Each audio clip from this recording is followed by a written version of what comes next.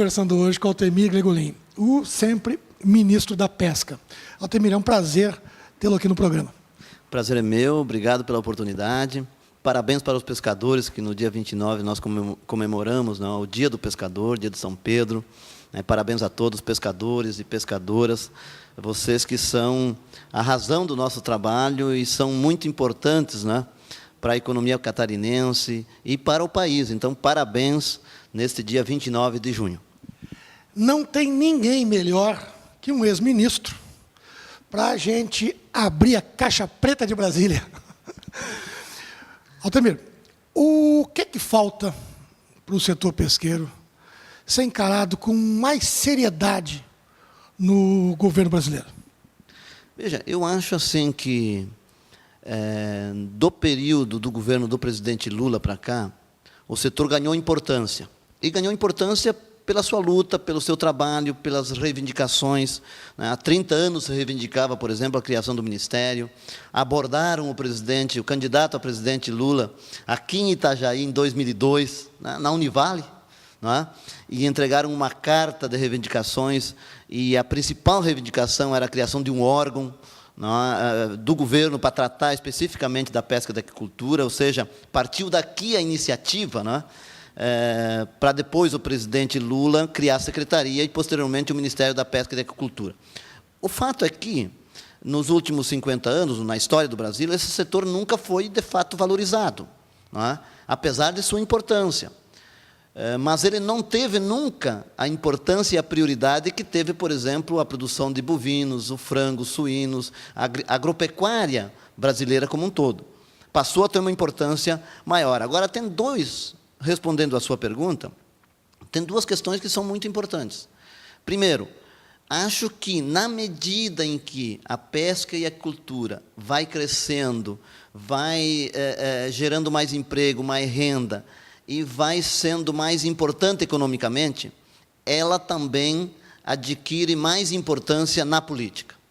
Segundo, falta no setor mais organização, falta no setor representação política.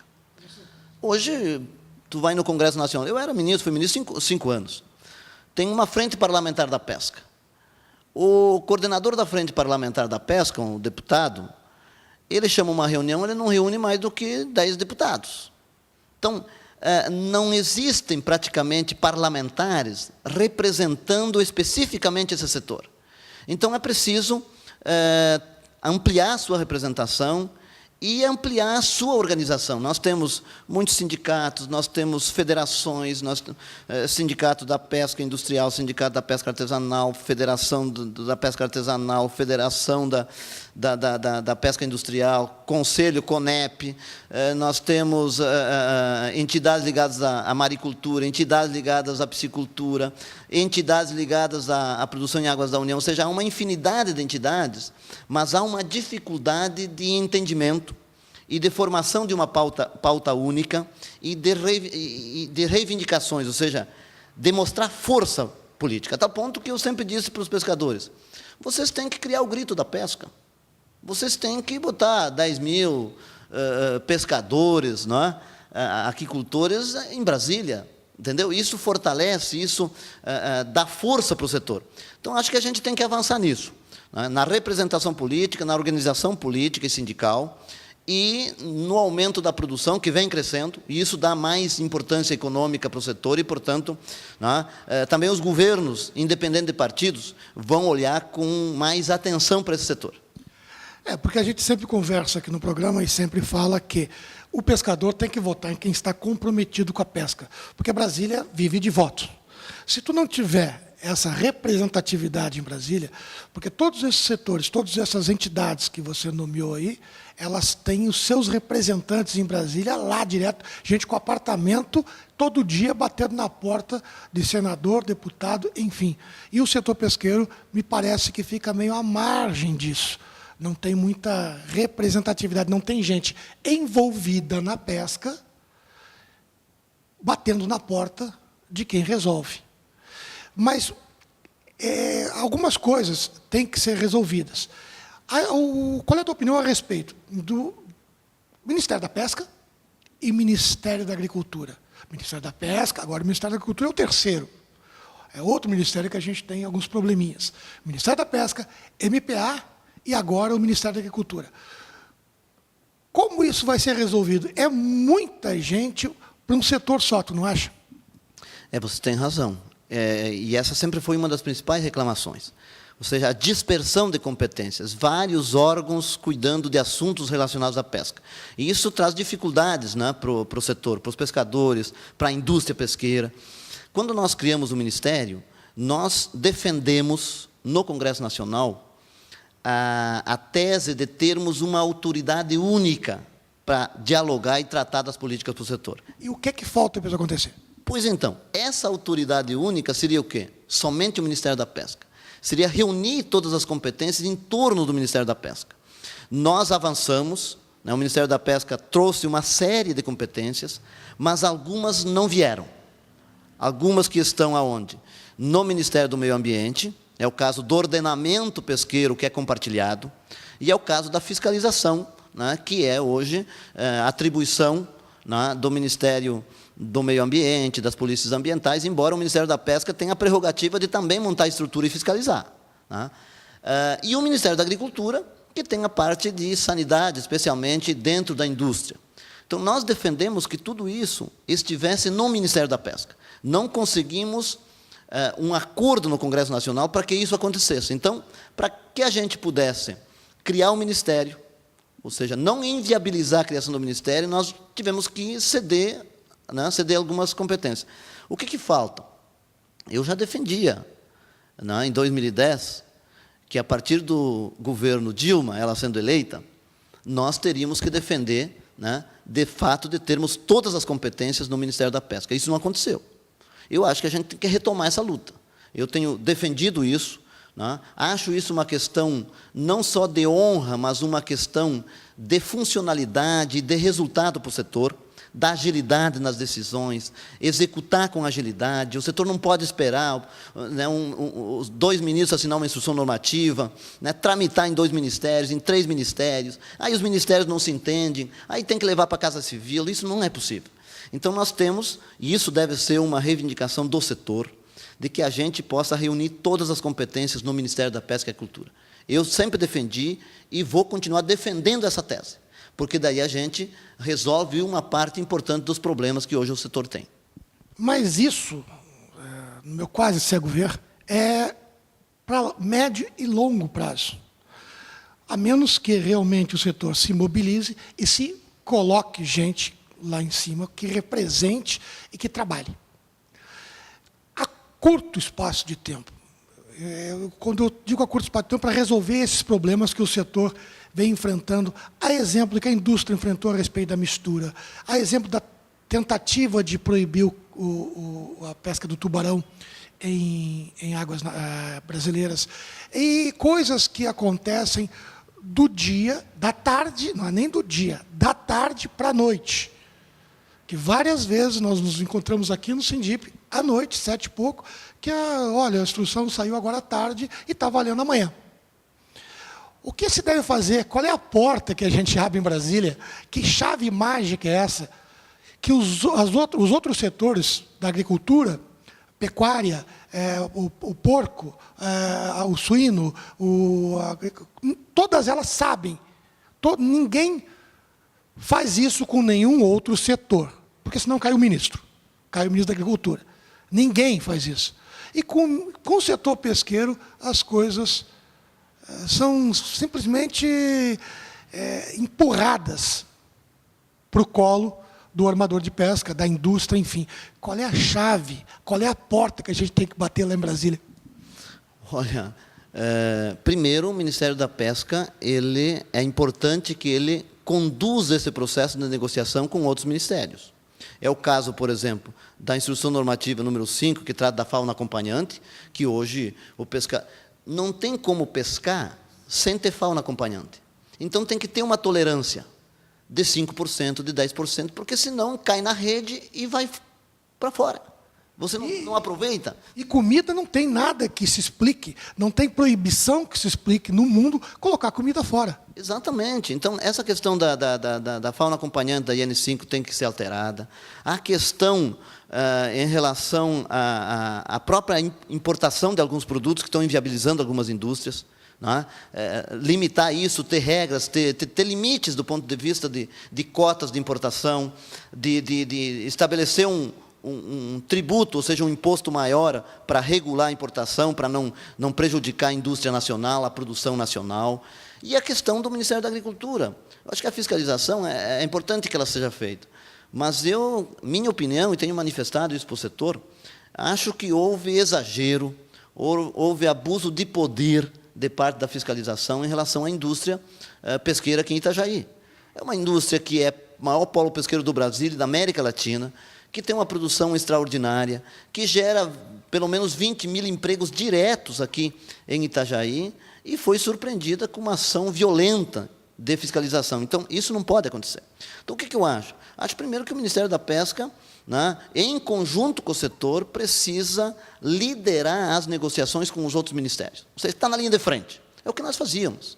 Ou seja, o setor via na gente o interlocutor dentro do governo, seja com outros ministérios, seja com o Palácio do Planalto, com a Casa Civil. Então, o Ministério é importante que ele assuma essa responsabilidade de ser o interlocutor, o que representa os interesses, né, do setor pesqueiro em Brasília. E temos também, claro, a Casa Civil, temos a Secretaria-Geral da Presidência, ou seja, são órgãos que o setor pode se socorrer.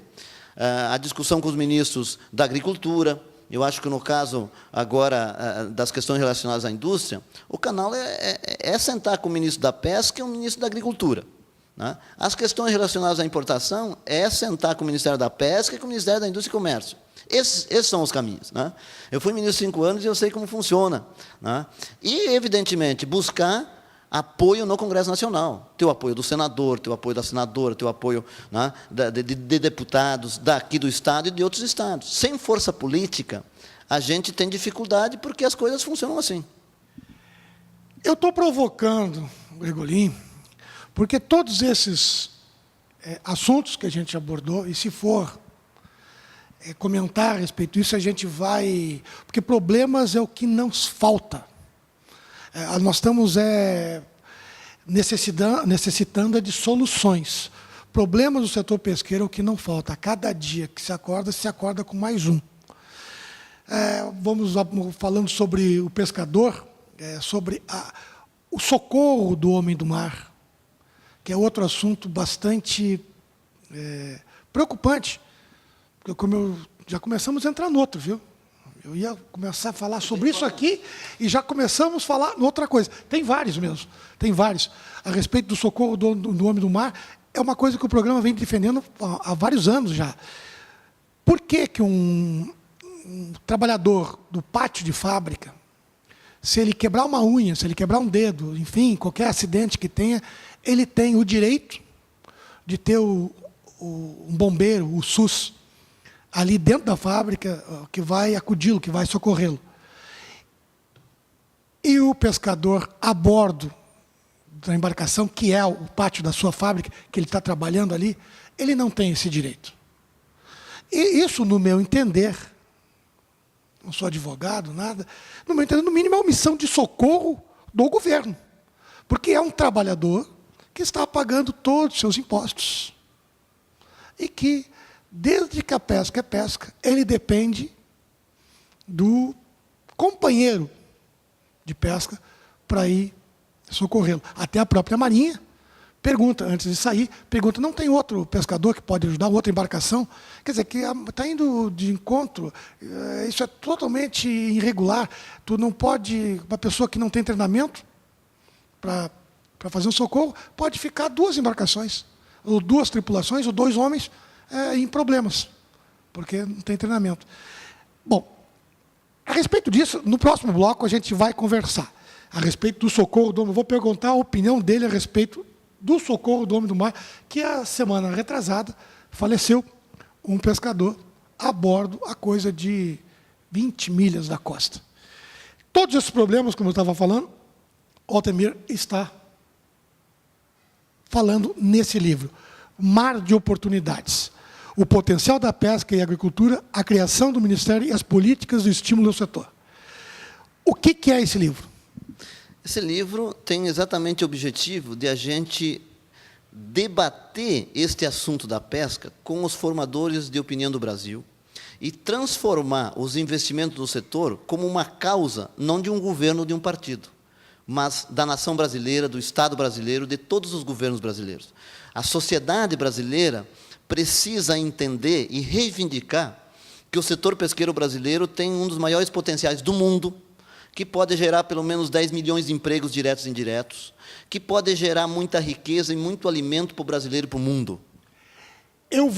Nós vamos para um rápido intervalo comercial e ele vai, no próximo bloco, falar como que isso vai ser feito. Qual é a tua sugestão para que isso saia do livro e se torne realidade? A gente vai para um comercial e já volta.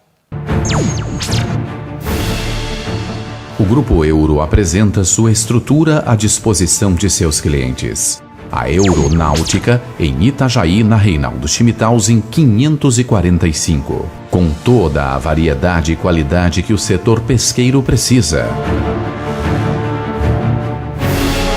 A Euromotores, com 2 lojas, em Itajaí, na rua José Luiz Marcelino 754, na Murta, e em Balneário Camboriú, na BR 101, quilômetro 136. Com oficina mecânica na área naval e lazer, geradores de energia e motores industriais. A Euromotores é autorizada Volvo Penta, com venda de motores, reversores e filtros. E agora também autorizada na distribuição dos reversores ZF. O Grupo Euro conta com profissionais especializados e treinados para garantir sempre o melhor. Com o selo de qualidade do Grupo Euro, você navega seguro e tranquilo. Conte com o Grupo Euro.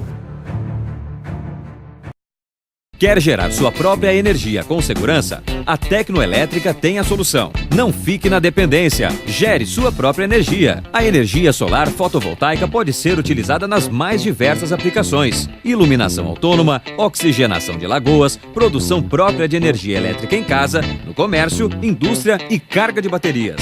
Sua utilização em embarcações pesqueiras se traduz em economia de óleo diesel e redução da poluição atmosférica e sonora. Tecnoelétrica, em Itajaí, ao lado de Citra Pesca.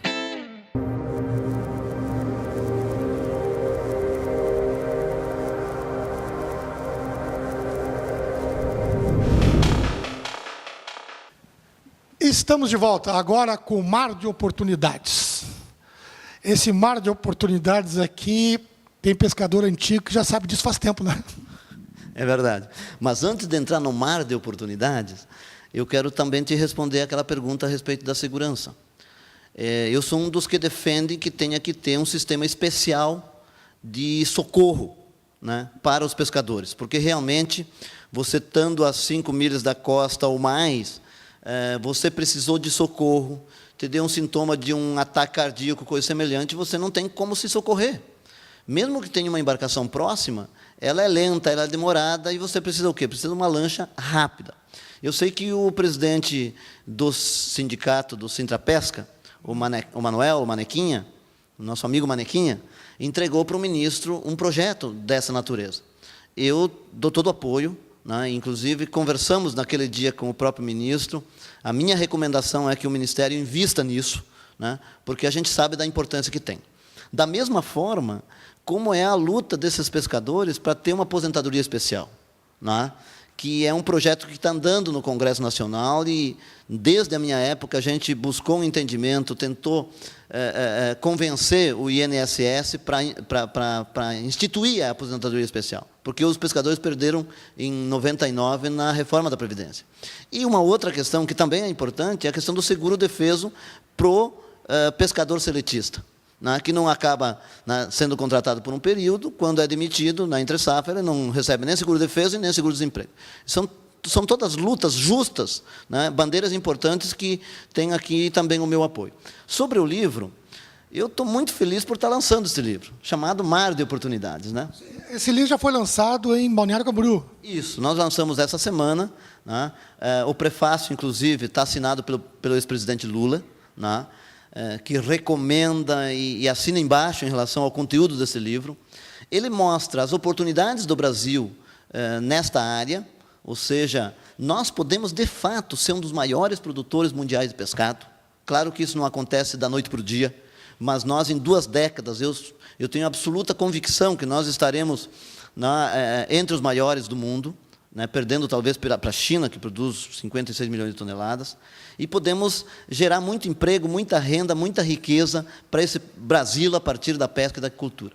Segundo, eu destaco as políticas que são importantes para o desenvolvimento do setor, que são estruturantes, que, em parte, parte importante delas nós implantamos, demos o primeiro passo, que foi criar o Ministério da Pesca, e aí eu falo como ele foi criado, como foi a decisão, né, de criar o Ministério por parte do presidente, as reuniões que nós tivemos, como foi a aprovação no Congresso Nacional, as reuniões, infinitas, né, reuniões junto com o setor, com as lideranças, convencendo deputados, senadores de todos os partidos, e nós conseguimos um fato inédito, ter o apoio de todos os partidos políticos brasileiros para aprovar a criação do Ministério e aprovar também a nova Lei da Pesca no Congresso Nacional. Então, falo desse processo.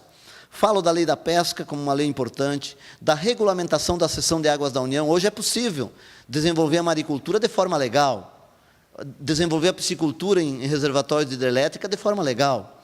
Ou seja, o produtor, ele recebe um título de cessão e pode usar aquele pedaço d'água, aquele espaço d'água por até 20 anos. Antes não podia, nós garantimos isso, né?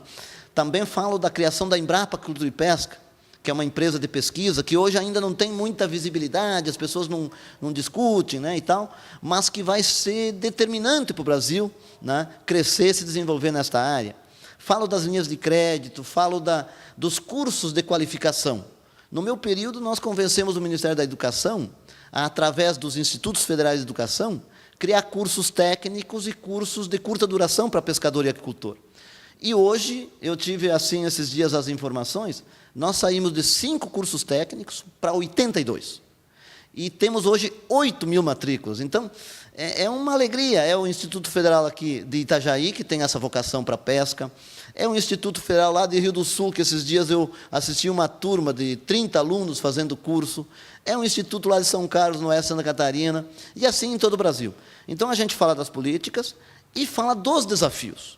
Ou seja, o que fazer para continuar crescendo, né?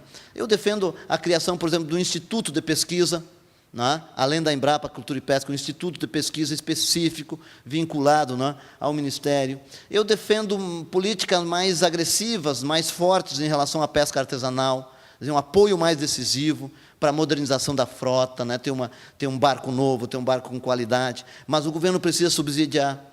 Ao financiar, precisa ter um fundo de aval para poder avalizar. Deixa eu pegar daí, vamos pegar a respeito da frota. Como você estava falando, eu ia te fazer uma primeira pergunta, que é referente à aquicultura. A pergunta é a seguinte: a aquicultura é o futuro do país na pesca? E a segunda pergunta: como modernizar a frota, ou aumentar a frota, se as restrições à pesca, hoje, cada vez crescem mais?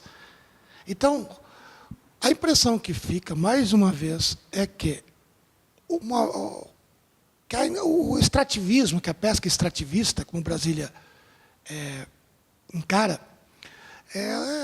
está sendo deixado um pouco de lado em função da aquicultura. A aquicultura, na tua opinião, é o futuro? É a mesma coisa que gado? Antigamente o índio caçava búfalo. Hoje não caça mais porque se cria gado. Talvez seja essa a intenção do governo?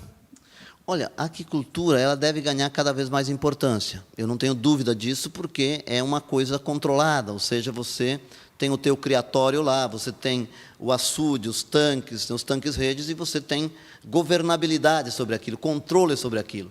Então, o Brasil realmente ele pode produzir aí 15, 20 milhões de toneladas só na área da aquicultura. Isso não significa que a pesca deixe de ser importante. Por quê? Porque nós podemos produzir 1,5 milhão, 2 milhões de toneladas na pesca, pescando na zona econômica exclusiva, pescando em águas internacionais, e isso é muita produção. Além disso, nós temos uma indústria gerando emprego, gerando renda, que é importante e vai, evidentemente, ser cada vez mais importante. E nós temos mais de 1 milhão de pescadores, ou seja, tem uma importância social também, além da econômica, muito grande. Então, a pesca, ela nunca vai perder a importância dela. A cultura deverá ter uma importância maior, né, do que tem hoje em termos de produção. Mas a pesca vai continuar sendo importante, muito importante, no meu ponto de vista, importante do ponto de vista econômico e também do ponto de vista social. Em relação à frota e restrições, né, eu sempre defendi que nós temos que ter uma nova política de ordenamento no Brasil, porque a pesca é um setor muito particular. Você tem um pescado que está em águas que são públicas e que quem pegar primeiro leva. Não é assim? Para não acontecer isso, o que precisa? Você precisa de que o governo ele defina regras claras, né, junto com os pescadores, e ele fiscalize, e transformando as oportunidades de pescar numa oportunidade igual para todos. Antes de começar a gravar o programa, nós estávamos discutindo esse assunto. Eu te perguntei em off, fora da câmera, e vou te perguntar agora. O governo tem que estabelecer essas regras, baseado nessas pesquisas que não são feitas, então isso vai demorar para acontecer, para essas regras serem estabelecidas, ou seria mais rápido o setor se autorregulamentar, o setor se reunir, estabelecer normas, estabelecer regras, tu pesca isso, tu pesca aquilo. É óbvio que isso não é fácil de fazer. Tu pesca isso, tu pesca aquilo. Se autorregulamenta e leva o plano para o governo homologar, vamos dizer assim, em cima de pesquisas feitas pelo governo ou pagas pelo setor, como vem ocorrendo. Feitas pela Univale, enfim, feitas por empresas como Liardini, enfim, várias outras pesquisas estão sendo feitas paralelas com as pesquisas que deveriam, paralelas, eu digo, porque deveriam ser feitas pelo governo, e elas não são realizadas. Então, essa normatização, o governo hoje, o Ministério da Pesca, tem dados suficientes, colhidos por ele, para fazer essa normatização? Não tem. Esse que é o problema, né? E nem o IBAMA, nem o Ministério do Meio Ambiente. Por isso que eu defendo que nós temos que ter um instituto de pesquisa vinculado ao Ministério da Pesca para produzir informações, para fazer pesquisas. Porque se você tem informação, você tem como ordenar, tu tem como estabelecer a regra, no sentido de qual é a capacidade de suporte, quantas licenças pode conceder, quantos pescadores podem pescar. Mas aí precisa ter informação, porque se você não tem a informação, o que especialmente o Ministério do Meio Ambiente faz? Estabelece as regras a partir do princípio da precaução. Não tem informação, então, para evitar que esgote o estoque, eu vou me precaver. Eu vou botar um número reduzido de embarcações pescando, ou eu vou reduzir o número de embarcações, como é o caso, por exemplo, da Tainha, que tinham mais de 100 embarcações, e nós sempre defendemos, né, a manutenção daquele número de embarcações. Hoje são 60, e pescadores aí que deram a vida para ter um barco de 4, 5, 6 milhões de reais, e que não consegue ter licença. Como assim, né?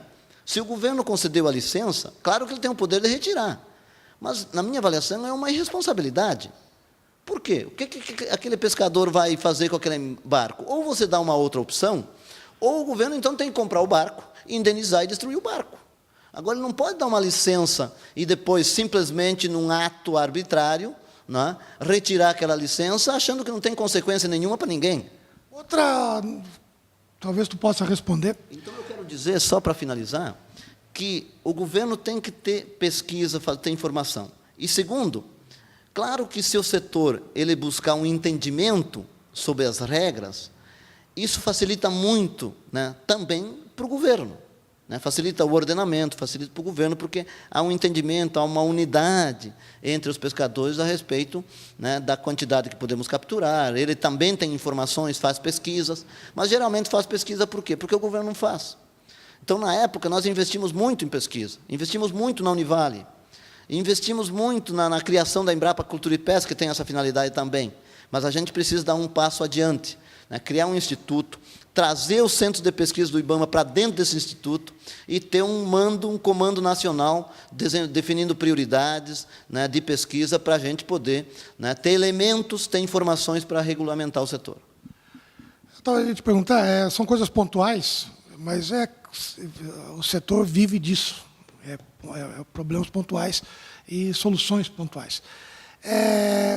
A licença de pesca, uma embarcação, a mesma embarcação, por que a licença de pesca, talvez tu possa nos responder, a mesma embarcação, a mesma tripulação, não mudou um rebite da embarcação? A licença contempla a espécie A, B, C e D, no ano 1. No ano 2, a mesma embarcação, sem nenhum tipo de mudança, contempla a espécie B, C e D. Simplesmente a espécie A sumiu da licença dele. Por quê? Como é que essas licenças são concedidas? Essa, na verdade, é aquilo que tu mencionou antes, né? Que é aquele princípio de restringir cada vez mais, né? Alguns anos atrás, você podia pescar mais do que uma espécie controlada. Hoje já não pode mais. Hoje é uma espécie controlada e outras espécies que não estão sob controle, né? Então, é o princípio de você querer restringir cada vez mais. Então, evidentemente, nesse caso, o armador de pesca, o pescador, fica no prejuízo. Por isso que precisa, né, repito aqui, você destacou muito bem, precisa informação, precisa pesquisa, para poder ordenar, para poder ter segurança. Porque o que acontece? De um ano para o outro, você pode ter variações. Muitas reclamações, por exemplo, você iniciava o período de defeso no mês de abril, aliás, no mês de maio, por exemplo, uma determinada espécie. Mas hoje o pescador, ele, pelo conhecimento que ele tem, ele sabe que poderia começar a pescar em início de abril, mas não tem informação de pesquisa. Então, tem espécies que a gente está pescando, inclusive, em períodos errados, por falta de pesquisa, por falta de informação. Por isso que isso é central para o desenvolvimento da pesca. Grigolin, a gente está batendo um papo aqui, informal, sabendo que tu conhece tudo a respeito de pesca, esteve envolvido como ministro junto ao setor, e o setor cresceu bastante, como na tua gestão, como no Ministério da Pesca. Pode-se, voltando ao livro, pode-se entender esse livro como um documentário? Com certeza, com certeza. Eu acho que é um documento que fica para a história do Brasil, né? Porque isso pode ser utilizado nas universidades, para pesquisa, né, por parte dos alunos, pode ser utilizado pelas entidades, né, pode ser utilizado pelos pescadores, pelos empresários, né? Então, é um material também de pesquisa, e é um material que registra um período importante da história do Brasil, né, onde a pesca passou a ser uma atividade que foi prioridade por parte, né, do governo. Então, realmente, eu fico muito feliz, né, por estar lançando esse livro, né, e isso é um registro para a história. E, mais do que isso, um instrumento importante para o debate, para a formação de opinião. Volto a dizer aquilo que eu disse anteriormente.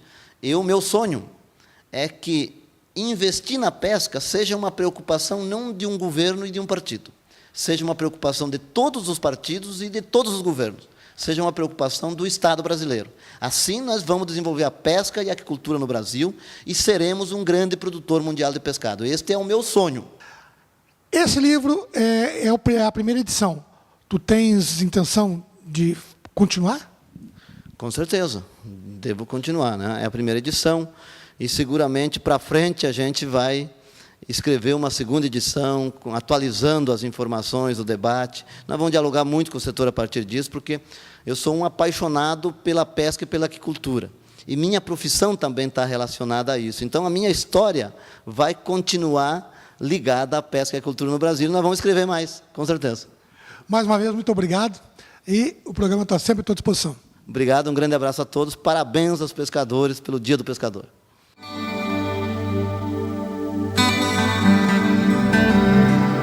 Senhor, como teus apóstolos, eu também sou pescador. Fiz do mar, Senhor, minha morada, meu sustento, meu amigo e confidente.